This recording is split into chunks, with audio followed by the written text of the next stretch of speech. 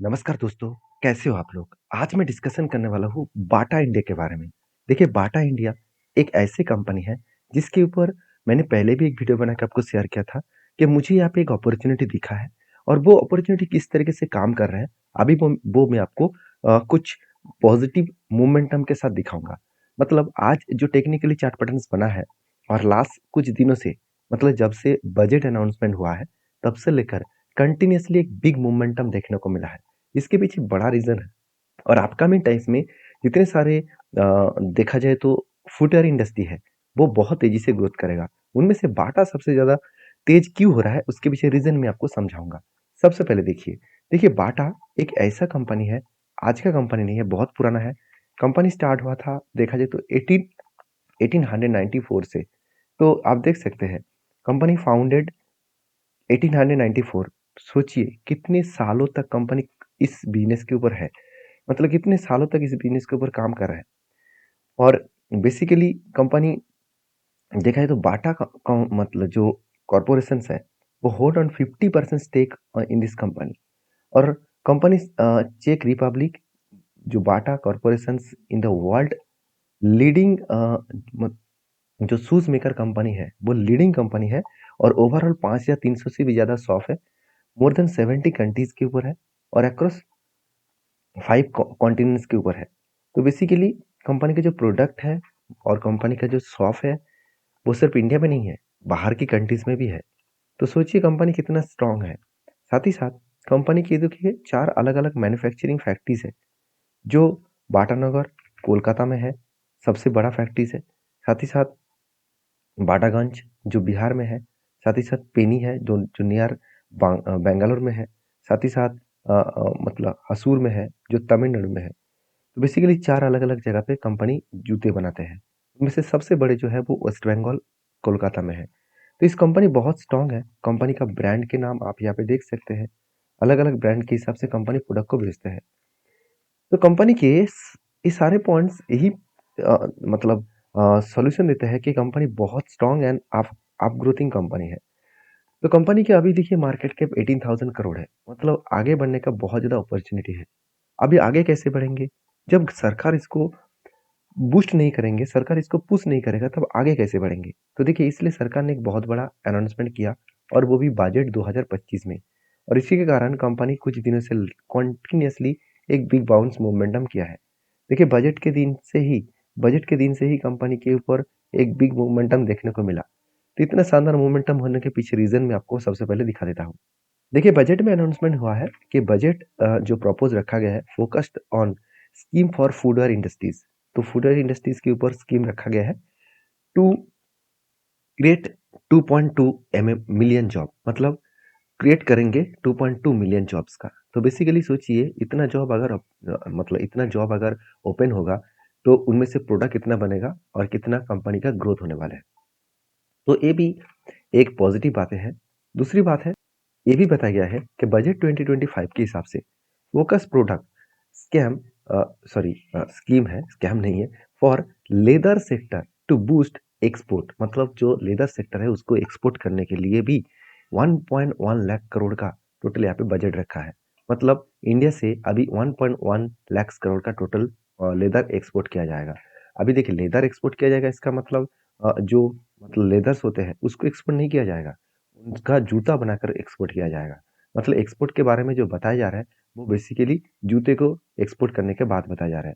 और भी देखिए एक अपडेट, जैसे देखिए बजट में ये भी बताया जाए कि shoes to work make in India. तो मेक इन इंडिया के जो शूज है वो खुद बनाने वाले हैं। अभी देखिए बहुत सारे जूते जो है वो बांग्लादेश से भी आते हैं और भी बहुत सारे कंट्रीज से भी आते हैं। तो उसको बीट करने के लिए मतलब मेक इन इंडिया को ज़्यादा से ज़्यादा प्रमोट किया जा रहा है, क्योंकि इंडिया का जीडीपी जो है उसको ग्रोथ करने के लिए मेक इन इंडिया को आगे बढ़ाना होगा। इनमें खुद खुद को इंडिया को मैन्युफैक्चरिंग करना होगा और बाहरी कंट्रीज में उसको एक्सपोर्ट करना होगा। तो इस हिसाब से देखा है तो बजट में जो पेश किया गया तो ज़्यादा से ज़्यादा लेदर इंडस्ट्रीज को बहुत ज़्यादा बूस्ट मिलेगा। और इसी कारण की वजह से मुझे लगता है कि बाटा इंडिया को अच्छा खासा बूस्ट मिलेगा। क्यों? क्योंकि कंपनी की अगर मैं पेयर ग्रुप से बात करूँ तो ध्यान से देखना, सारे कंपनी का जो वैल्यूएशन है मुझे बहुत हाई लगा, बहुत हाई लगा। उस जगह पे बाटा का वैल्यूएशन देखा जाए तो सस्ता है। आप कहेंगे सर 52 ये कहाँ का सस्ता है? तो देखा जाए तो पूरा इंडस्ट्रीज का पी रेशियो कितना है 70। उस जगह से देखा जाए तो कंपनी का पी रेशियो सस्ता है। दूसरी बात, कंपनीज के ऊपर अगर मैं एक डेटा और भी आपके साथ शेयर करूं कि कंपनी के ऊपर जो पी रेशियो है, वैल्यूएशन है, वो वैल्यूएशन आज एकदम ना के बराबर है। क्योंकि कंपनी के ऊपर एक टाइम पी रेशियो चला गया था 365 के आसपास, और आज पी रेशियो कहाँ पे है 50 के आसपास। क्योंकि कोविड के टाइम में भी वही 50 के आसपास पी रेशियो देखने को मिला था। तो सीधी सीधी बात कहूँ, कंपनी इसी रेंज के अंदर अंदर कंपनी काम कर रहा है, इसी रेंज के अंदर अंदर कंपनी घूम रहा है, और यहाँ से ही कंपनी बूस्ट होने वाला है, यहाँ से कंपनी जर्नी कर सकते हैं। देखिए, इसका कोई 100% गारंटी तो नहीं है, मगर जिस तरीके से अर्निंग पर शेयर बढ़ा, उस बेसिस में कंपनी का आगे बढ़ने का चांसेस है। क्योंकि लास्ट 10 ईयर्स में देखें तो देखिए, पहले भी जो लेवल में था पी रेशियो अभी भी वही लेवल में है। मतलब कोविड से पहले भी इसी लेवल में काम हुआ था, तो उसी लेवल में ही आज पी रेशियो है।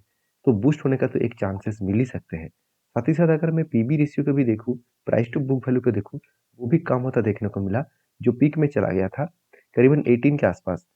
लास्ट 5 ईयर्स में देखूं तो कोविड के टाइम में जो इसका पीबी रेशियो था, मतलब बुक वैल्यू था, सॉरी पीबी रेशियो था 8.5 था। आज कितना है 11 के आसपास।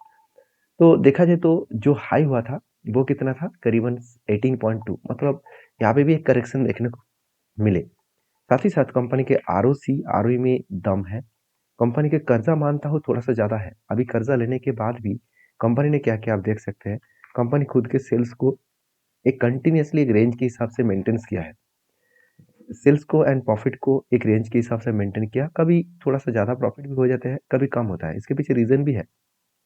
हमेशा आप देखेंगे कि जून क्वार्टर में कंपनी का ज़्यादा सेल होता है, क्योंकि वही टाइम फेस्टिवल का माहौल होता है, और फेस्टिवल का माहौल के टाइम में ही कंपनी इसके ऊपर सेल ज़्यादा होता है। आप हर हर टाइम देख लीजिए, जून मंथ में ही सबसे ज़्यादा सेल्स हो रहा है, जून मंथ में ही सबसे ज़्यादा सेल्स हो रहा है, और जून मंथ में ही सबसे ज़्यादा प्रॉफिट भी हो रहा है। अगर इस चीज़ों को ध्यान से देखेंगे तो उसी जून मंथ में अच्छा खासा प्रॉफिट हो रहा है। तो क्या बाकी टाइम बेकार प्रॉफिट हो रहा है? बिल्कुल नहीं। बाकी टाइम में भी कंपनी अच्छा खासा खुद को रिप्रेजेंट कर रहा है। और सीधा सीधा कहूँ, कंपनीज के ऊपर जो ग्रोथ है वो सेल्स में थोड़ा धीमी पड़ चुके हैं, और गवर्नमेंट के इस इनिशिएट के कारण, बजट के कारण अभी सेल्स में थोड़ा सा ग्रोथ जरूर देखने को मिलेगा, क्योंकि गवर्नमेंट इस सेक्टर को बूस्ट करने जा रहा है, इस सेक्टर के ऊपर इन्वेस्टमेंट करने जा रहा है। तो इस कंपनी सिर्फ नहीं, पूरा का पूरा सेक्टर अच्छा खासा जंप करा सकते हैं। अभी देखिए, यहाँ पे कंपनी ने कितना रिटर्न दिया इसमें मुझे कोई इंटरेस्ट नहीं है, क्योंकि मैं इस पूरे कंपनी को पूरा के पूरा स्विंग बेसिस में काम करता हूँ। तो स्विंग बेसिस में मैंने किस तरीके से काम किया वो मैं आपको दिखाऊंगा। उससे पहले कंपनी के ऊपर इन्वेस्टर देख लीजिए। इन्वेस्टर क्या कर रहा है, इस कंपनी के ऊपर कोई भी माल बेचने के लिए तैयार नहीं है। आप सोच रहे कि चलो एफ ने करीबन 1% माल बेचा, उसका सीधा सीधा फायदा किसने उठाया? डीएस ने उठाया। तो डीएस जानते हैं इस कंपनी में दम बढ़ेगा, इस कंपनी आगे बूस्ट होगा, तो एफ से पहले ही वो इस कंपनी के ऊपर पहले ही खुद के जो मतलब पाव है वो रख चुके हैं।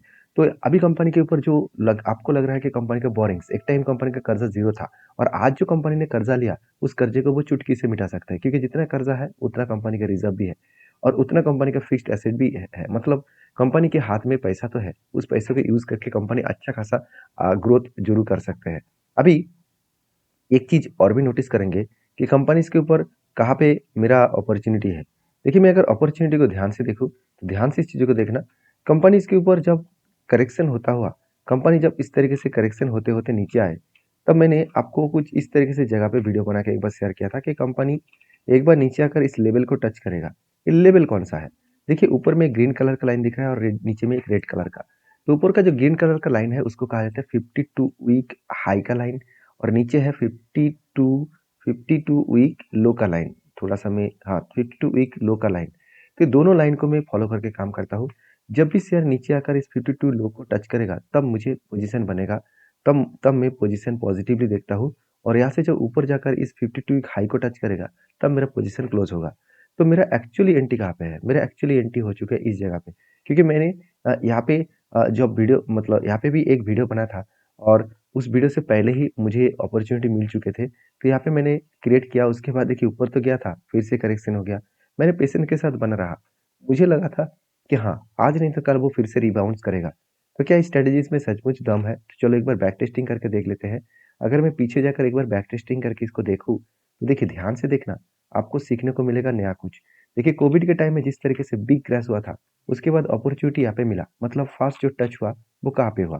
फर्स्ट जो टच हुआ था, वो कुछ इस कैंडल में हुआ था, इस कैंडल में। तो इस कैंडल से अगर मैं पीक लेवल तक देखूँ, कहाँ पे फिर से वो 52 हाई को टच किया? इस जगह पे। तो यहाँ पे जो टोटल टाइम ऑफ पीरियड है, टोटल टाइम ऑफ पीरियड है और टोटल ड्यूरेशन ऑफ पीरियड है, तो इसको अगर मैं एक बार देखूँ तो ओवरऑल 456 डेज़ लगा। मतलब अराउंड डेढ़ साल आप बोल सकते हैं, डेढ़ साल नहीं है, फिर भी चलो 1.5 ईयर बोल सकते हैं।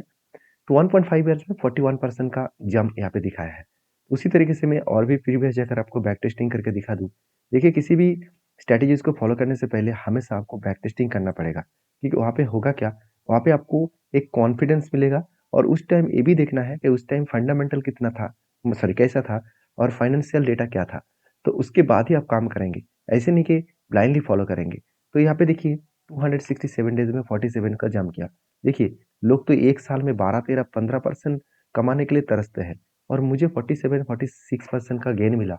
इससे बढ़िया चीज़ और मेरे लिए कुछ भी नहीं है, क्योंकि मुझे स्विंग बेसिस में इसी तरीके से काम करना आता है और मैं इसी तरीके से काम करता हूँ। यहाँ पे भी देखिए जब अपॉर्चुनिटी इस जगह पे मिले और यहाँ से भी अगर मैं ऑलमोस्ट पीक लेवल तक देखूँ तो ऑलमोस्ट यहाँ पे टच होने के जा रहे थे। तो यहाँ पे भी देखिए 469 डेज, ऑलमोस्ट डेढ़ साल, कितना मिला? करीबन 25-26%। कोई बात नहीं, थोड़ा सा टाइम लगा मगर प्रॉफिट अच्छा खासा मिला।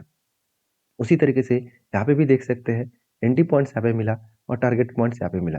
अगर मैं इसको भी टारगेट पॉइंट के हिसाब से देखूँ तो 41%, अगर इसको मैं देखूँ तो 44%, 237 डेज। तो इस तरीके से आप बैक टेस्टिंग करके देखेंगे तो आपको बहुत सारे नॉलेज मिलेगा और आपको इंटरेस्टिंग भी लगेगा। तो मैं इस कंपनी के ऊपर पॉजिटिव हूँ। आपके क्या ओपिनियन है जरूर मुझे कमेंट्स करके बताना और वीडियो अच्छा लगे तो प्लीज़ लाइक करना। और हाँ, इस वीडियो में मैंने आपको कोई रिकमेंडेशन के हिसाब से नहीं बता रहा हूँ, मैं आपको सिर्फ एजुकेशन पर्पस में शेयर कर रहा हूँ। आप प्लीज़ एक बार स्टडी करिए, उसके बाद काम करिए। मिलते हैं नेक्स्ट वीडियो में, तब तक के लिए धन्यवाद।